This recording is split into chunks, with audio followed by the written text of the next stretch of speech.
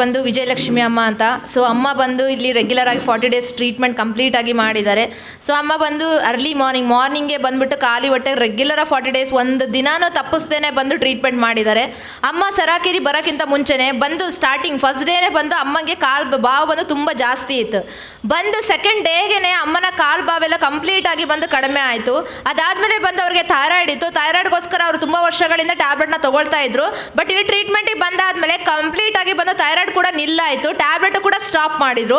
ಅದಾದಮೇಲೆ ಬಂದು ಅವರಿಗೆ ಕಣ್ಣಲ್ಲಿ ಪೊರೆ ಬರ್ತಾ ಇತ್ತು. ಡಾಕ್ಟರ್ ಹೇಳಿದ್ರು ಅವ್ರಿಗೆ, ನೆಕ್ಸ್ಟ್ ಬಂದು ಅವ್ರಿಗೆ ಆಪರೇಷನ್ ಕೂಡ ಸಜೆಸ್ಟ್ ಮಾಡಿದ್ರು.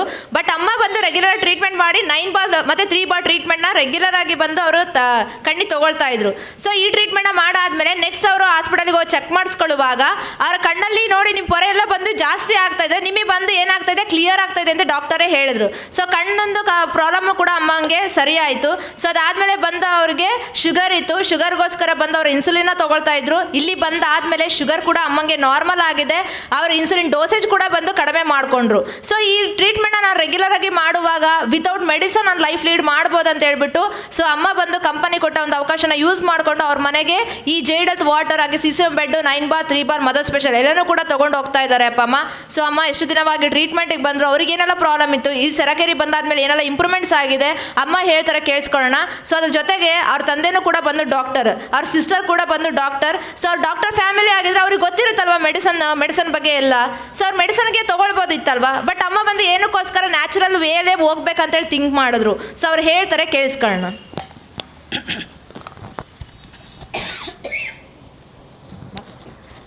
ಹಲೋ, ನಮಸ್ತೆ ಸೆರಾಕೇರ್ ಫ್ರೆಂಡ್ಸ್. ನಾನು ಮುಂಜಾನೆ ಬರ್ತಾಯಿದ್ದೆ, ನಿಮಗೆಲ್ಲ ಪರಿಚಯ ಇಲ್ಲ, ಆದರೂ ನಾನು ಪರಿಚಯ ಮಾಡ್ಕೋತೀನಿ. ನನ್ನ ಹೆಸರು ವಿಜಯಲಕ್ಷ್ಮಿ ಅಂತ, 66 ವರ್ಷ ನನಗೆ. ನಾನು ಫಸ್ಟ್ ಟ್ರೀಟ್ಮೆಂಟಿಗೆ ಬಂದಾಗ ಒಬ್ರು ಹಿಡ್ಕೊಂಡು ಬರ್ತಿದ್ರು ನನಗೆ, ನಮ್ಮ ಈ ಹುಡುಗ ನನಗೆ ತುಂಬ ಸಹಾಯ ಮಾಡ್ತಾಯಿದ್ದ, ವಾಕಿಂಗ್ ಕರ್ಕೊಂಡು ಹೋಗೋದು ಮಾಡೋದು. ಬಟ್ ನನಗೆ ತುಂಬ ಸುಸ್ತಿತ್ತು, ಆಯಾಸ ಇತ್ತು, 300-400ವರೆಗೆ ಶುಗರ್ ಇತ್ತು, ಆಮೇಲೆ ಥೈರಾಯ್ಡ್ ಇತ್ತು. ಆನಂತರ ನನ್ನ ಕಾಲು ಬಾವಿದ್ದು, ಮುಖ್ಯವಾಗಿ 2 ಕಾಲು, ಲೆಫ್ಟ್ ಲೆಗ್ ಅಂತೂ ತುಂಬ ಬಾವಿತ್ತು. ಇಲ್ಲಿ ಬಂದು 2 ಡೇಸ್ನಲ್ಲೇ ನೆಕ್ಸ್ಟ್ ಡೇನೇ ನನಗೆ ಬಾವು ಇಳಿದೋಗ್ಬಿಡ್ತು. ಸುಮ್ಮನೆ ನೋಡ್ಲಿಕ್ಕೆ ಬಂದಿದ್ದು, ಒಂದು ಪಾಂಪ್ಲೆಟ್ ಸಿಕ್ಕಿತ್ತು. ಆ ಪಾಂಪ್ಲೆಟ್ ನೋಡ್ಕೊಂಡು ಇಲ್ಲಿ ಬಂದಾಗ ನಮ್ಮ ರಾಧಾ ಮೇಡಮ್ ಅವರು ಮತ್ತು ಉಳಿದೆಲ್ಲ ಈ ಸ್ಟಾಫ್ ಎಲ್ಲ ಹಿಡ್ಕೊಂಡು ನನಗೆ ಟ್ರೀಟ್ಮೆಂಟ್ ಕೊಟ್ಟರು ಭಾಳ ಪ್ರೀತಿಯಿಂದ. ಅದು ನನಗೆ ನೆಕ್ಸ್ಟ್ ಡೇನೇ ಬಾವು ಇಳಿತಾ ಬಂತು. ಆವತ್ತಿಂದ ನನಗನ್ನಿಸ್ತು ನಮ್ಮ ಮನೆಯಲ್ಲೆಲ್ಲ ಡಾಕ್ಟರ್ಸು ಇಲ್ಲಿದ್ದಾರೆ, ಅಮೇರಿಕಾದಲ್ಲಿದ್ದಾರೆ.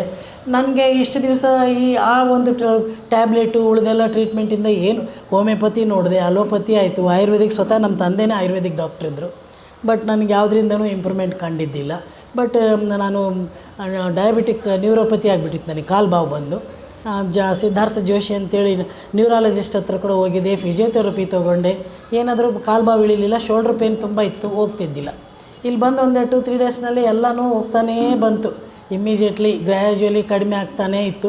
ನನಗೆ ಇದ್ರ ಮೇಲೆ ನಂಬಿಕೆ ಬಂದು ನಾನು ಬೆಳಿಗ್ಗೆ ರಾಧಾ ಮೇಡಮ್ ಏನು ಹೇಳಿದ್ರು, ಬೆಳಿಗ್ಗೆ ಎಂಟಿ ಸ್ಟಮಕ್ ಬನ್ನಿರಿ, ನೀವು ಶುಗರ್ ಇದೆಯಲ್ಲ ನಿಮಗೆ ಇಂಪ್ರೂವ್ಮೆಂಟ್ಸ್ ಕಾಣುತ್ತೆ ಅಂತ. ಡೈಲಿ ಎಂಟಿ ಸ್ಟಮಕ್ನಲ್ಲೇ ಬರ್ತಿದ್ದೆ. ಬಂದು ಮಾಡಿಕೊಂಡು ಇಲ್ಲಿ ಬಂದು ಇವ್ರು ಹೇಳೋವಂಥದ್ದು ಎಕ್ಸಸೈಸಸ್ ಹಾಕಿದ್ದಂಥದ್ದೆಲ್ಲ ಮಾಡ್ಕೊತ, ಇವ್ರು ಹೇಳಿದ್ದೆಲ್ಲ ಕೇಳಿಸ್ಕೊತ ಟ್ರೀಟ್ಮೆಂಟ್ ತೊಗೊಂಡು ಮನೆಗೆ ಹೋಗ್ತಿದ್ದೆ. ಆಮೇಲೆ ಇಲ್ಲೆಲ್ಲರೂ ನಿಮ್ಮೆಲ್ಲರ ಜೊತೆ ನಾನು ಬೆರೆತು ಮಾತಾಡಿ ಒಂದು ಸ್ವಲ್ಪ ನಾನು ಟೈಮ್ ಪಾಸ್ ಮಾಡ್ತೀನಲ್ಲ, ಅದರಿಂದನೂ ನಂದು ಒಂದು 10 ಪೈಸಾ ಏನು ಡಿಸೀಸ್ ಕಡಿಮೆ ಆಯಿತು ಅಂತ ಅನಿಸುತ್ತೆ. ಬಟ್ ಟ್ರೀಟ್ಮೆಂಟ್ ಅಂತೂ ತುಂಬ ಚೆನ್ನಾಗಿದೆ. ನಾವೆಲ್ಲ USA ಕೂಡ ಹೋಗಿದ್ದೆ ನಾನು ಟ್ರೀಟ್ಮೆಂಟ್ ಸಲುವಾಗಿ, ಶುಗರ್ದು ಕಡಿಮೆ ಆಗಿದ್ದಿಲ್ಲ. ಈಗ ನನಗೆ ಇವತ್ತು ರೀಡಿಂಗ್ ನೋಡಿಕೊಂಡ್ರೆ 93 ಇದೆ. 300-400 ಇರೋ ಶುಗರು 93, 120, 122, 130 ಒಳಗೆ ಬರ್ತಾಯಿದೆ ನಾರ್ಮಲ್. ಈಗ ನೀವೆಲ್ಲರೂ ಹೆಂಗೆ ಶುಗರ್ ಇಲ್ದವ್ರು ಹೇಗಿದ್ದೀರಲ್ಲ ಆ ಥರ ನಾನು ಇವತ್ತಿದ್ದೀನಿ. ಆ ಒಂದು ಅನುಭವ ನನಗೆ ಆಗ್ತಾಯಿದೆ. ಯಾವುದರಿಂದ? ಈ ಸೆರಾಕೇರ್ ಟ್ರೀಟ್ಮೆಂಟಿಂದ. ನಾನು ಬಾಲ್ಸ್ ಇದು ತೊಗೊತಿದ್ದೆ, ಮ್ಯಾಟ್ ತೊಗೊಂಡಿದ್ದೀನಿ, 9 ಬಾಲ್ಸ್ 3 ಬಾಲ್ಸ್ ತೊಗೊಂಡಿದ್ದೀನಿ.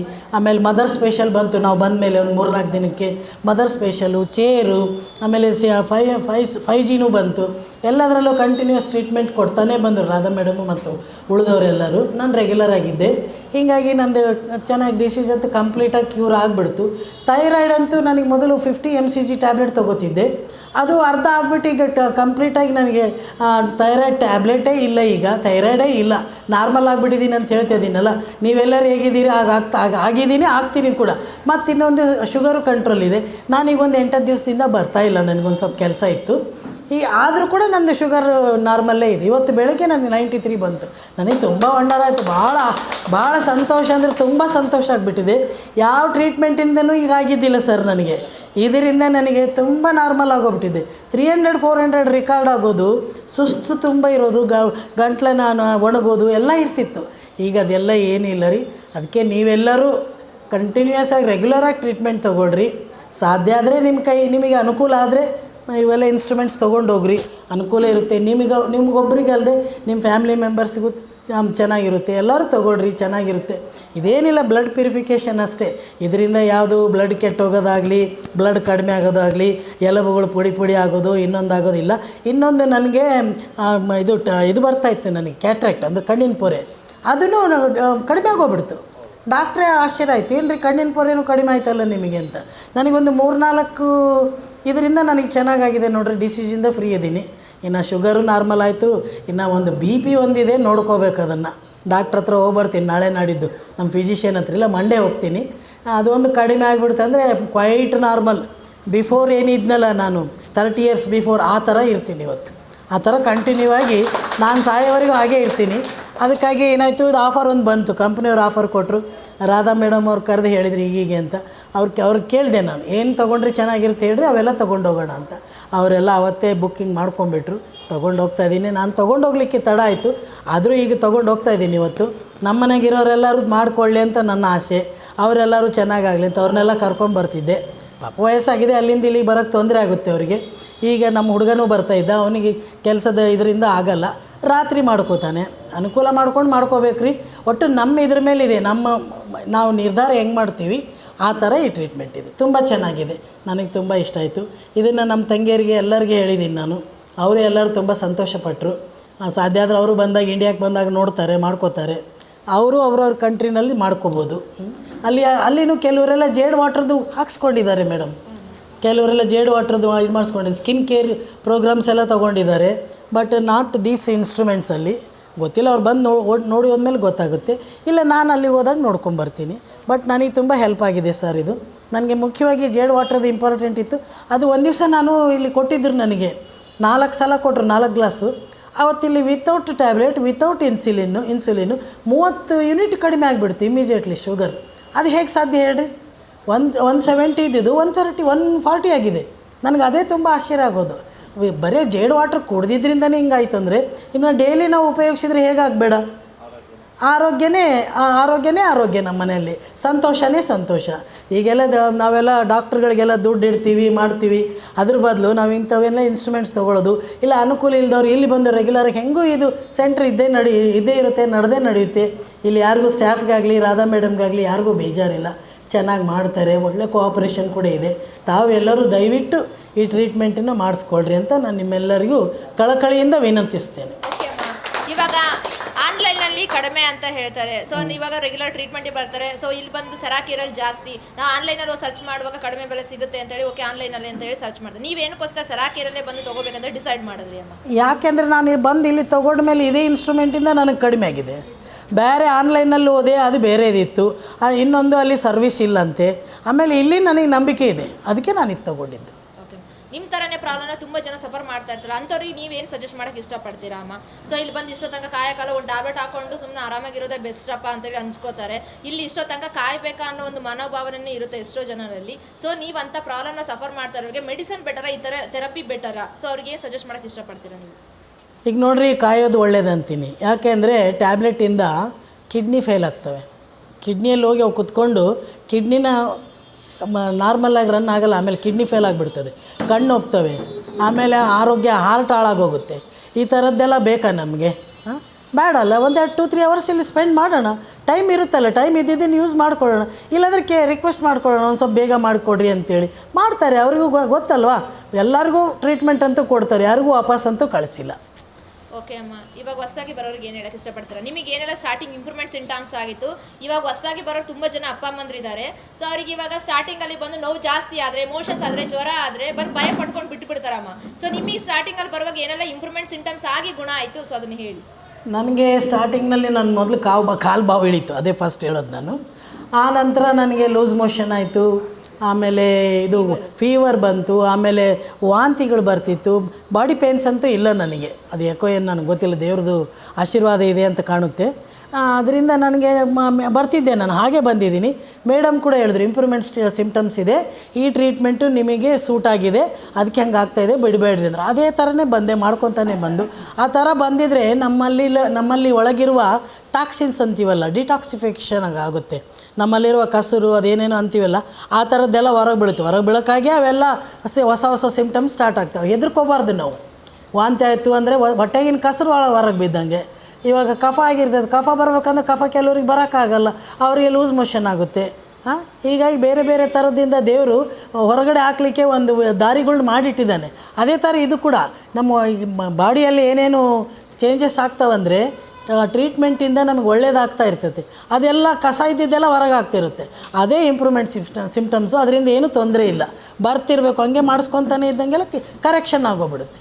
ರಕ್ತ ಪ್ಯೂರಿಫೈ ಆಗುತ್ತೆ ಮೊದಲು. ಏನ್ರಿ? ಓಕೆ ಅಮ್ಮ, ಇವಾಗ ಹೊಸದಾಗಿ ಬರೋರಿಗೆ ಓಕೆ ಒಂದು 10 ದಿವಸ 20 ದಿವಸ ಮಾಡಿ ಬಿಡೋಣ ಅಂತ ಅಂದ್ಕೊಂಡಿರ್ತಾರೆ. ಇವಾಗ ಪ್ರಾಬ್ಲಮ್ ಇದ್ದವ್ರು ಮಾತ್ರ ಈ ಥೆರಪಿ ಅವಶ್ಯಕತೆನ, ಇಲ್ದವ್ರಿಗೂ ಅವಶ್ಯಕತೆ ಇದೆನಾ? ಈ ಟ್ರೀಟ್ಮೆಂಟ್ 10 ದಿನ 20 ದಿನ ಮಾಡಿಬಿಟ್ರೆ ಸಾಕ, ಕಂಟಿನ್ಯೂ ಆಗಿ ಮಾಡಬೇಕಾ? ನಮ್ಮ ಬಾಡಿನಲ್ಲಿ ಬ್ಲಡ್ ಹರಿಯೋವರೆಗೂ ನಾವು ಮಾಡ್ತಿರ್ಬೇಕು. ಹುಟ್ಟಿದಾಗಲಿಂದ ಅಂದರೆ 6 ತಿಂಗಳ ಮಗುವಿಂದ ಮಾಡಿಸ್ಕೊಳ್ರಿ ಅಂತ ಅವ್ರು ಹೇಳ್ತಾನೆ ಬರ್ತಾಯಿದ್ದಾರೆ, ಮೇಡಮ್ ಆ್ಯಂಡ್ ಅದರ್ ಸ್ಟಾಫು. 6 ತಿಂಗಳು ಯಾವಾಗ ಮಗು ನಮ್ಮ ಬಾಡಿನಲ್ಲಿ ಬ್ಲಡ್ ಸರ್ಕ್ಯುಲೇಷನ್ ಆಗ್ತಾ ಇರ್ತದೆ, ನಾವು ಸಾಯೋವರೆಗೂ ಮಾಡಿಸ್ಕೋಬೇಕಿದು. ಯಾಕಂದ್ರೆ ಪ್ಯೂರಿಫೈ ಆಗಬೇಕಲ್ಲ. ಈಗೆಲ್ಲ food chemical, water chemical, air pollution, noise pollution, ಎಲ್ಲದರಿಂದ ನಮಗೆ ನಾನಾ ಥರದ ರೋಗಗಳಿದ್ದಾವೆ. ಅವು ಹೆಸರು ಕೇಳಲಾರ್ದಂಥ ರೋಗಗಳೆಲ್ಲ ಸೃಷ್ಟಿಯಾಗಿಬಿಟ್ಟಿದ್ದಾವೆ. ಇದಕ್ಕೆ ಟ್ರೀಟ್ಮೆಂಟು ಬರೀ 15-20 ದಿವಸ ಮಾಡಿಸ್ಕೊಂಡು ಮನೆಗೆ ಕುಂದಿರೋದಲ್ಲ, ಕಂಟಿನ್ಯೂಸ್ ಟ್ರೀಟ್ಮೆಂಟ್ ಮಾಡಿಸ್ಕೋಬೇಕು. ಪ್ರಾಬ್ಲಮ್ ಇದ್ದವ್ರು ಮಾತ್ರ ಮಾಡಬೇಕು, ಇಲ್ದವರು ಮಾಡಬೇಕು? ಪ್ರಾಬ್ಲಮ್ ಇದ್ದವರು ಜಾಸ್ತಿ ಮಾಡಬೇಕು, ಪ್ರಾಬ್ಲಮ್ ಇಲ್ದವ್ರನ್ನೂ ಜಾಸ್ತಿ ಮಾಡಬೇಕು. ಎಲ್ಲರೂ ಎಲ್ಲ ಥರದ್ದು ಮಾಡ್ಕೋಬೇಕು. ಮಾಡೋದ್ರಿಂದ ನಮ್ಮ ದೇಹನೇ ಪ್ಯೂರಿಫೈ ಆಗೋದು, ಕ್ಯೂರ್ ಆಗೋದು. ಬಾಡಿನಲ್ಲಿರೋದೆಲ್ಲ ಟಾಕ್ಸಿನ್ಸ್ ಎಲ್ಲ ಹೋಗ್ತದೆ, ಆರಾಮಾಗ್ತೀವಿ. ಈಗೆಲ್ಲ ಅಜ್ಜಿಗಳೆಲ್ಲ ಬಿಸಿಲಿನಲ್ಲಿ ಸುಟ್ಟಿರ್ತಾರೆ, ಅವ್ರು ಚಶ್ಮಾ ಹಾಕ್ಕೊಂಡಿಲ್ಲ, ನಾನು ಚಶ್ಮಾ ಹಾಕ್ಕೊಂಡಿದ್ದೀನಿ ಅಂದರೆ ನನ್ನ ಕಣ್ಣು ವೀಕ್ ಆಗಿದೆ, ಅವ್ರ ಕಣ್ಣು ವೀಕ್ ಆಗಿಲ್ಲ. ಯಾಕಂದರೆ ಅವರೆಲ್ಲ ಕಷ್ಟಜೀವಿಗಳಲ್ಲ. ಇದು ಒಂಥರ ಟ್ರೀಟ್ಮೆಂಟಿಂದನೂ ನಮ್ಗೆ ಬ್ಲಡ್ ಪ್ಯೂರಿಫಿಕೇಷನ್ ಆಗುತ್ತೆ. ಈಗ ನಮಗೆ ಬಿಸಿಲಾಗಿ ಹೋಗಿ ಕೆಲಸ ಮಾಡೋದಾಗಲ್ಲ. ಈಗ ನಮ್ಮ ಮನೇಲಿ ಇದ್ದಾರೆ ಇವರು 70 ಇಯರ್ಸ್ ಓಲ್ಡು, ಇವ್ರಿಗೆ ಕಣ್ಣು ಎಷ್ಟು ಚೆನ್ನಾಗಿ ಕಾಣುದು, ನನಗೆ ಕಾಣಲ್ಲ. ಹಂಗಿತ್ತು ಮೊದಲು, ಇವಾಗ ಚೆನ್ನಾಗಿ ಕಾಣ್ತದೆ ಬಿಡ್ರಿ ಈ ಟ್ರೀಟ್ಮೆಂಟಿಂದ. ಆ ಥರ ನಾವು ಗಟ್ಟಿ ಆಗ್ಬೇಕು. ಈಗ ಗಟ್ಟಿ ಆಗ್ಬೇಕಂದ್ರೆ ಈ ಟ್ರೀಟ್ಮೆಂಟಿಗೆ ಬರಬೇಕು. ಇಲ್ಲಿ ಎಲ್ಲ ಪ್ಯೂರಿಫೈ ಆಗುತ್ತೆ, ಬ್ಲಡ್ ಎಲ್ಲ ಪ್ಯೂರಿಫೈ ಆಗಿ ನಾವು ಚೆನ್ನಾಗಾಗ್ತೀವಿ, ಆರೋಗ್ಯವಂತರಾಗ್ತೀವಿ. ಓಕೆ, ಟೋಟಲಿ ಸೆರಾಕೇರ್ ಬಗ್ಗೆ ಏನು ಹೇಳೋಕ್ಕೆ ಇಷ್ಟಪಡ್ತೀರಾ? ಸೆರಾಕೇರು ಒಂದು ಒಳ್ಳೆಯ ಉತ್ತಮ ಪ್ರಯೋಗ. ಇದು ಮಾಡಿದವ್ರಿಗೆ ಮತ್ತು ಇದು ಕಂಡುಹಿಡಿದವರಿಗೆ, ಸೈಂಟಿಸ್ಟ್ಗಳಿಗೆ ನಾನು ತುಂಬ ಧನ್ಯವಾದಗಳನ್ನ ಹೇಳ್ತೇನೆ, ಆಭಾರಿಯಾಗಿದ್ದೇನೆ. ಯಾಕೆಂದರೆ ಇದು ಒಂಥರ ಎಲ್ಲಿ ಸಿಗಲಾರ್ದ ರಿಸಲ್ಟ್ ಇಲ್ಲಿ ಸಿಗ್ತಾಯಿದೆ. ಯಾಕಂದರೆ without tablets, without injections, without any chemical, ಏನೂ ಇಲ್ದಂಗೆ ನಾವು ಯಾವುದೇ ಥರದ್ದು ನಮ್ಮಲ್ಲಿ ಇಂಡಿಯಾದಲ್ಲಿ ಎಲ್ಲ ಇದೆಯಲ್ಲ, ಅಲೋಪತಿ, ಆಯುರ್ವೇದಿಕ್ಕು, ಹೋಮಿಯೋಪತಿ, ಯುನಾನಿ ಮುಂತಾದ್ದು ಯಾವ ಟ್ರೀಟ್ಮೆಂಟಿಂದನೂ ಸೈಡ್ ಎಫೆಕ್ಟ್ಸ್ ಇತ್ತು. ಇದರಿಂದ ಸೈಡ್ ಎಫೆಕ್ಟ್ಸ್ ಇಲ್ಲ, ಅಷ್ಟೇ. ಕ್ಯೂರ್ ಆಗುತ್ತೆ, ಕಂಪ್ಲೀಟಾಗಿ ಬಾಡಿ ಡಿಟಾಕ್ಸಿಫೈ ಆಗಿ ಕ್ಯೂರ್ ಆಗುತ್ತೆ. ಥ್ಯಾಂಕ್ ಯು ಅಮ್ಮ. ಓಕೆ ಅಪ್ಪಮ್ಮ, ಇವಾಗ ಹೊಸದಾಗಿ ಬರೋರ್ಗೆ ಒಂದು ಡೌಟ್ ಇರುತ್ತಲ್ವಾ, ಇಲ್ಲಿ ಹೆಂಗೆ ಫ್ರೀಯಾಗಿ ಟ್ರೀಟ್ಮೆಂಟ್ ಕೊಡ್ತಾರೆ ಅಂತ ಹೇಳ್ಬಿಟ್ಟು. ಸೊ ಅಮ್ಮ ಬಂದು ಇವಾಗ ರೆಗ್ಯುಲರಾಗಿ ಟ್ರೀಟ್ಮೆಂಟ್ ಮಾಡಿದ್ದಾರೆ, ಒಂದು ಬೆಸ್ಟ್ ರಿಸಲ್ಟ್ ಕೂಡ ತೊಗೊಂಡಿದ್ದಾರೆ. ಸೊ ಇದನ್ನೇ ನಾನು ರೆಗ್ಯುಲರಾಗಿ ಮಾಡುವಾಗ ವಿತೌಟ್ ಸೈಡ್ ಎಫೆಕ್ಟ್ಸ್ ನಾನು ಲೈಫ್ ಲೀಡ್ ಮಾಡ್ಬೋದು, ವಿತೌಟ್ ಮೆಡಿಸನ್ ನಾನು ಲೈಫ್ ಲೀಡ್ ಮಾಡ್ಬೋದು ಅಂತ ಹೇಳ್ಬಿಟ್ಟು ಈ ಆರೋಗ್ಯನ ಮನೆಗೆ ತೊಗೊಂಡು ಹೋಗ್ತಾ ಇದ್ದಾರೆ. ಸೊ ಇವರಿಂದನೇ ಇಲ್ಲಿ ಯಾರೆಲ್ಲ ಬಂದು ಬಡವ್ರ ಅಪ್ಪ ಅಮ್ಮಂದ್ರೆ ಬರ್ತಾರೆ ಅವರಿಗೆ ಫ್ರೀಯಾಗಿ ಟ್ರೀಟ್ಮೆಂಟ್ ಮಾಡೋದಕ್ಕೆ. ಸೊ ಇಲ್ಲಿ ಯಾರೆಲ್ಲ ಬಯರ್ಸ್ ಅಪ್ಪ ಅಮ್ಮಂದ್ರಿದ್ದಾರೆ ಅವರಿಂದನೇ ಹೆಲ್ಪ್ ಆಗ್ತಾ ಇರೋದು ಅಪ್ಪ ಅಮ್ಮ. ಸೊ ಹಾಗೆ ಅವ್ರ ಕಡೆಯಿಂದ 1% ಆಟೋರ ಸರ್ ಅವರ ಆಶ್ರಮಕ್ಕೂ ಕೂಡ ಸಹಾಯ ಆಗ್ತಾ ಇದೆ. ಸೊ ಆ ಕಂಪನಿ ಕಡೆಯಿಂದ, ಆಟೋರ ಸರ್ ಅವರ ಆಶ್ರಮದ ಕಡೆಯಿಂದ ಅಮ್ಮಂಗೆ ಒಂದು ಚಿಕ್ಕದ ಸನ್ಮಾನ ಇರುತ್ತೆ.